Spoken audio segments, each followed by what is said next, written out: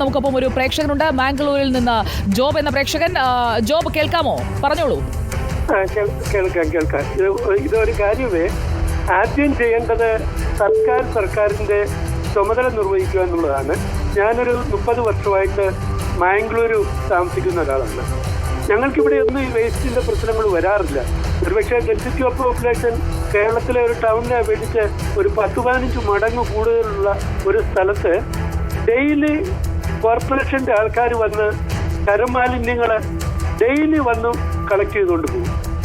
അത് ആഴ്ചയിലൊന്ന് ഞായറാഴ്ച പ്ലാസ്റ്റിക് മാലിന്യങ്ങളും ഉൾപ്പെടെയുള്ളതും കളക്ട് ചെയ്തുകൊണ്ട് പോകും. എന്നിട്ട് ഇവിടെ ഏതെങ്കിലും രീതിയിൽ ആരെങ്കിലും എടുത്തുണ്ടെങ്കിൽ അത് കർശനമായിട്ട് അവരെ ഫൈൻ ഈടാക്കി അവരെ അതിൽ നിന്നും പിന്തിരിപ്പിക്കാനുള്ള ഒരു പ്രവണത. ശ്രീ ജോബ്, ഒരു കാര്യം ചോദിച്ചോട്ടെ. ശ്രീ ജോബ്, ഇവിടെ ഇപ്പോൾ ഏറ്റവും കൂടുതൽ പ്രശ്നമുണ്ടാകുന്നത് ഈ ഡയപ്പർ, അതുപോലെ തന്നെ സാനിറ്ററി നാപ്കിൻ, അതൊക്കെ കൃത്യമായി സംസ്കരിക്കാതെ ഈ എല്ലാ മാലിന്യങ്ങളും ഇടകലർന്ന് കിടക്കുകയാണ്. അതായത് പ്രത്യേകം സംസ്കരണമില്ല, കവറുകളിലാക്കി ഓരോ വീട്ടിലെയും മാലിന്യം കൊണ്ടുപോയി തള്ളുകയാണ്. അപ്പോൾ ഇതൊക്കെ ഏത് രീതിയിലാണ് സംസ്കരിക്കേണ്ടത്? അങ്ങനെയുള്ള ഒരു സംവിധാനത്തിലേക്ക് വന്നിട്ടില്ല. അവിടെ എങ്ങനെയാണ് ഇതൊക്കെ സംസ്കരിക്കുന്നത്? ആൾക്കാർ അതാത് വീടുകളിൽ വന്ന് വണ്ടിയുമായിട്ട് വന്ന് ഡയപ്പർ സെപ്പറേറ്റ്, കരമാലിന്യങ്ങൾ സെപ്പറേറ്റ്, സൺഡേസില് പ്ലാസ്റ്റിക് മാലിന്യങ്ങൾ ഉൾപ്പെടെയുള്ള ഇത് അവർ സ്ക്വാഡ് കൊണ്ടുപോവുകയാണ്. ഓരോ വർഷവും നമ്മൾ ടാക്സ് അടയ്ക്കുമ്പോൾ ഒരു ചെറിയ, എനിക്ക് തോന്നുന്നു ഒരു വർഷം 300-400 രൂപ അതിനുവേണ്ടി നമ്മൾ ഇന്ന് കളക്ട് ചെയ്യുന്നുണ്ട്.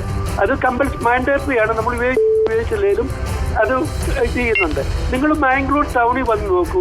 എവിടെയെങ്കിലും ഇത്രയും ക്ലീനായിട്ട്, ഇത്രയും ഡെൻസിറ്റി ഓഫ് പോപ്പുലേഷൻ ഇത്രയും ഹൈ ഉള്ള ഒരു സ്ഥലത്തെ, ഒരു കേരളത്തിലെ ഏത് ടൗണിലെ അപേക്ഷിച്ച് ഒരു 10-15 ഇരട്ടിയെങ്കിലും ഡെൻസിറ്റി ഓഫ് പോപ്പുലേഷൻ ഉള്ളതാണ്. അവിടെ ഇങ്ങനത്തുള്ള എത്ര ക്ലീനാണ് ഈ ഓടകളും മറ്റു കാര്യങ്ങളും. ആദ്യം സർക്കാർ ഈ ജനങ്ങൾ ഈ മാലിന്യം എവിടെ കൊണ്ട് ഡിസ്പോസ് ചെയ്യും. ആദ്യം അത് സർക്കാർ അതിനുള്ള സംവിധാനങ്ങൾ ഏർക്കട്ടെ. തീർച്ചയായും മനസ്സിലായി. വളരെ നന്ദി ശ്രീ ജോബ്. താങ്കൾ ഇപ്പോൾ താമസിക്കുന്ന മാംഗ്ലൂരിലെ നല്ല മാതൃകയാണ് ചൂണ്ടിക്കാട്ടിയത്. കൃത്യമായി തരംതിരിച്ച് മാലിന്യങ്ങൾ ശേഖരിക്കുകയും അത് സംസ്കരിക്കുന്നു എന്ന് പൂർണ്ണമായി ഉറപ്പാക്കുകയും ചെയ്യുന്ന ഒരു മാതൃക പിന്തുടരുന്നത് കൊണ്ടാണ് മാംഗ്ലൂർ വൃത്തിയായി കിടക്കുന്നത്. നമ്മുടെ നഗരവും വൃത്തിയാകണം, നമ്മുടെ നാടും വൃത്തിയാകണം. ഈ നഗരത്തിന് ഇത് എന്ത് പറ്റിയെന്ന് ചോദിച്ചുകൊണ്ടിരിക്കേണ്ടവരല്ല നമ്മൾ. ഈ നഗരം എത്ര സുന്ദരമെന്ന് ലോകത്തെ കാണിച്ചു കൊടുക്കേണ്ടവരാണ് നമ്മൾ. ആ ഒരു ഉദ്ദേശത്തോടു കൂടിയാണ് റിപ്പോർട്ടർ ലൈവ് അത്തോൺ തുടരുന്നത്.